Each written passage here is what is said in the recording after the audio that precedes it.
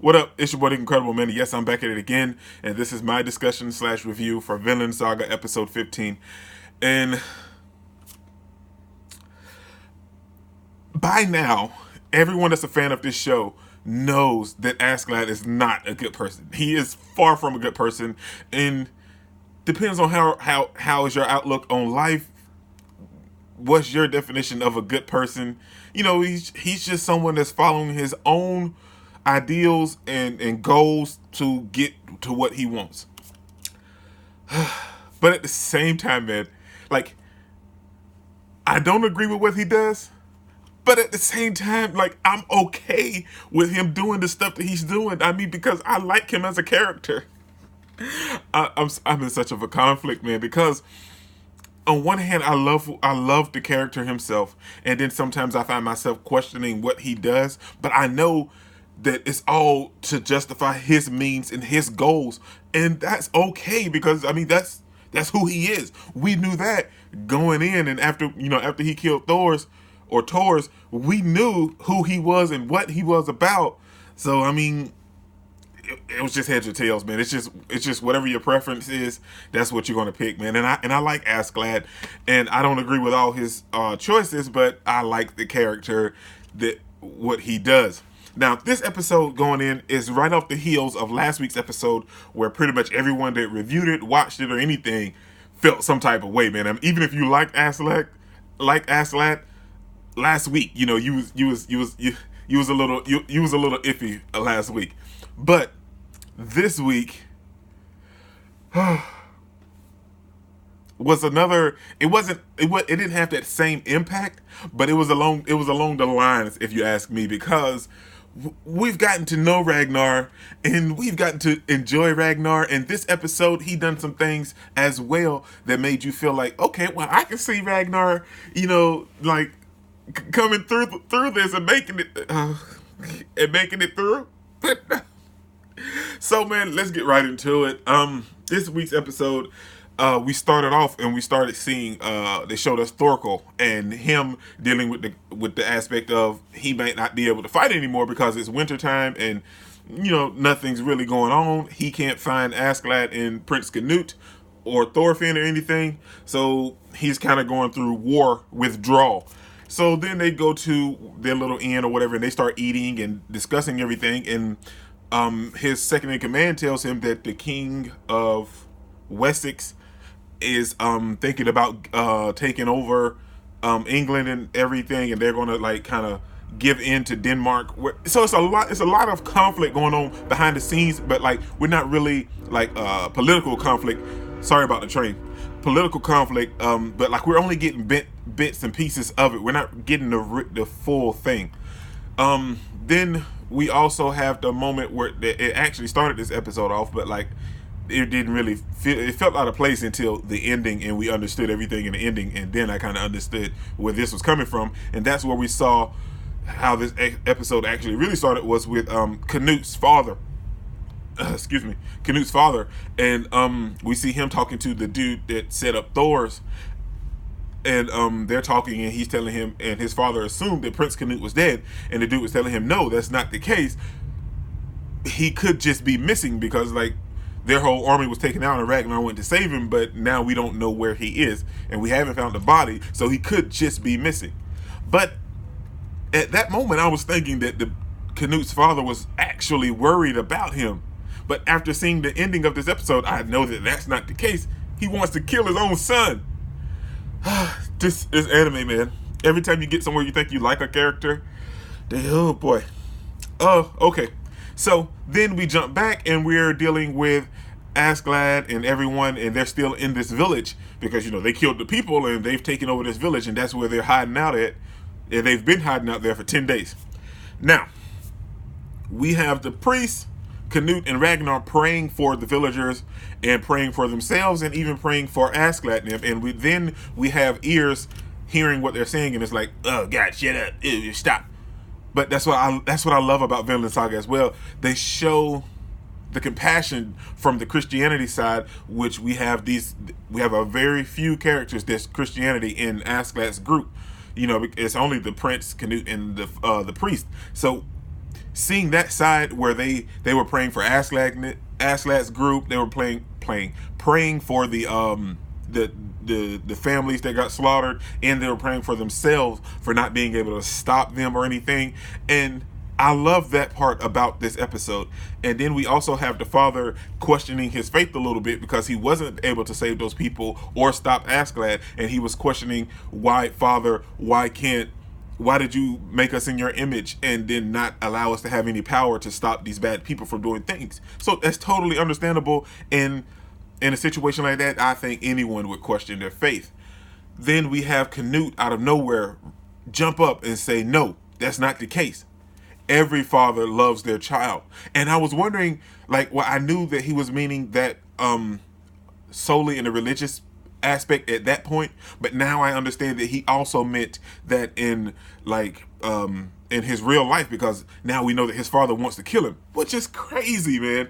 I understand why his father wants to kill him, because he has two factions forming around both of his sons, and they want to take over the kingdom, and the kingdom's going to be divided because they have two factions that's going on. So I understand where he's coming from. If you kill one son, then the other faction doesn't really have no choice but to follow the other son.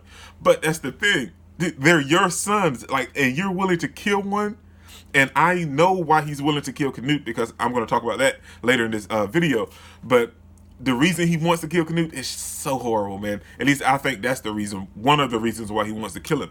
So then after that, man, we have Canute leaving, and Asklad finding out that Thorkel is on his way to where they're at, because somehow someone told, and then we see who told.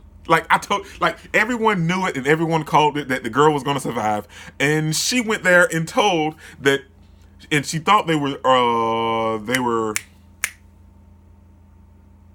she thought they were someone else. She didn't think they were Vikings. She thought they were Danes, and she told him that Danes killed her whole village and her family and everything. And I knew that the girl was going to escape. I knew she was going to escape. And she's the one that told Thorkel and the other guys that these people attacked her village and killed all of her relatives and everybody in her village. So, I mean, we knew that she was the reason, and we knew who it was that told. There was no inkling in my body that didn't point to her. That had to be where it came from.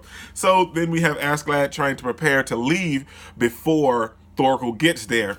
And in this time, we have Thorfinn out hunting rabbits. But one thing I want to touch on was when Canute said that about his father, and like every child loves his father, Thorfinn was like in earshot, and he heard that, and he was thinking of his father. And I love that, man. I want Thorfinn to get back to his normal self. I love this Thorfinn. He's boss, but I want him to be back to his normal self and just go home. Just go home. But so he went out rabbit hunting, and he was gonna eat just meat again. And then this is where I grew to love Ragnar in that moment. He gets there, he sees Thorfinn finna go eat his rabbit, and he's like, Thorfinn, what are you doing with that rabbit? He's like, I'm gonna eat it. He was like, well, you shouldn't just eat meat all the time. You should eat some vegetables as well. And I have that problem so much, man. I like vegetables, but then sometimes I don't want to eat them. But anyway, he was like, you should eat some vegetables as well. So then he's like, well, come on, bring it here. You're going to use someone's stove anyway, so why not use ours? So he told them to bring it in there, and they're going to make some rabbit stew. And when they did, we saw Prince Canute cooking. Dude, I understand why people are so hyped on Prince Canute, because like this episode really sold it for me, for him. If you get what I'm saying. Like a lot of the other episodes, like it was leading up to it, and I was like, okay, I can see Canute doing some stuff. But now I really like this character a lot, man. And he was in there cooking himself, and he was fixing the stew, and he had his hair pulled back. It was good. I really enjoyed it. And Thorfinn was even surprised to see him cooking, and he was like, this is a hobby of mine. And he was like, well, don't tell none of the men that I like to cook, because princes don't cook. Princes and kings don't cook. That's so legit, man. And then they even showed us a flashback of him fixing some food for his father, and he was happy that he made it, and it looked good. Anime food always looks wonderful, but he fixed some food for his father, and it looked delicious. And his father just took it and just threw it across the room and was like, no, king, my son, or princes or kings or whatever, don't do slave work. It's not like he's cooking all the time. It's a hobby. Y'all have hunting as a hobby, and Canute likes to cook as a hobby. But he doesn't want him doing it, and Canute doesn't want people to know that he cooks. So only Ragnar and Askeladd knows. So then at that moment, I don't know if anybody else spotted this, but we also have Thorfinn. Like someone was on their way to the house. We have Thorfinn, like he heard it like way off. And the next thing you know, you see him jump up and he has a knife at the dude's throat as soon as he hits the door. And he was like, well, we can't to talk because the Englishmen are upon us. And they get Ragnar off away from Canute and Thorfinn and telling him that they're taking him to see Askeladd. And when we were having dinner and Canute was telling, like, we got his little flashback, and Ragnar was telling him that he got the recipe for some poultry from a chef that they met before, and he can't wait to eat poultry with the prince. I knew that this was gonna go some type of way, man. I just felt it. I was like, I knew that something's gonna happen because there was too many good moments this episode. There was nothing like really bad or hardcore, and I felt at that moment something was going to happen because we knew in like earlier in the episode, you heard Askeladd when he's like, well, now we have to go with the alternative plan. So they get Ragnar out here, they lure him out here, and he doesn't pay attention at first. And he was like, well, the sound isn't coming from over here, it's coming from over there. And they was like, you notice, but it's too late. And then they stabbed him, man. Right when I was enjoying Ragnar, like every other time, like he was a likable character, but he was just like, at the same time, he was so annoying. But he was like, well, he's there. He was just one of those characters that was there, and he was just fine with it. But this episode, I really liked him. He was looking out for Thorfinn. He was looking out for Canute still. And he was like, well, come eat this. You need to eat some vegetables from time to time. And I was liking this character, and they come and end it. But what I love the most about Ragnar, he was like, he wasn't even mad. He didn't even try to fight it. He was like, bring Askeladd to me. I have something to tell him. And what did he tell him? That Canute's father wants him dead, and that if you make it to Gainsborough, however you say where Gainsborough, bro, however you say it, if you make it there, be on the lookout for my brother because he's gonna help you. Everyone else, they want to kill Canute because there's two factions going on about. That's why you don't kill people before you get information. You know that they had a story to tell. You know that they had something going on. The reason why they were so legit on the run from everything. Like every time you turned around, Ragnar was there to protect Canute. You knew there was a reason why. So now I love you, Askeladd, and I think you're a cool character, but you jumped the gun on this one, man. You killed Ragnar before, and he even admitted that fact. He even admitted it at the end. He was like, I wish you had told me this before. And he didn't say I wouldn't have killed you, but like that's what I took it as. I mean, like if you had told him this before, he wouldn't have killed him.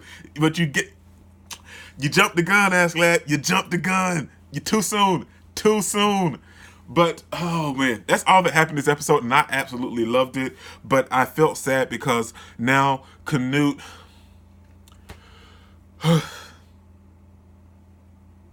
he doesn't have anybody.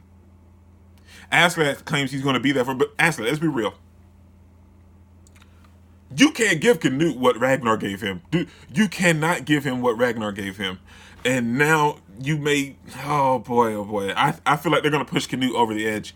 And that's everything that happened this episode, man. And I'm super excited for next week's. And I guarantee you that him and Thorfinn are going to build a better relationship now that Ragnar's dead. That's all that happened this episode, man. This is your boy Dick Incredible. Don't forget to smash that like button so you can't smash it anymore. Comment down below, and I'll be sure to respond to each and every one of them. And subscribe, but only if you really want to, man. And remember that anime matters, anime is greatness, and anime is life, man. Peace out.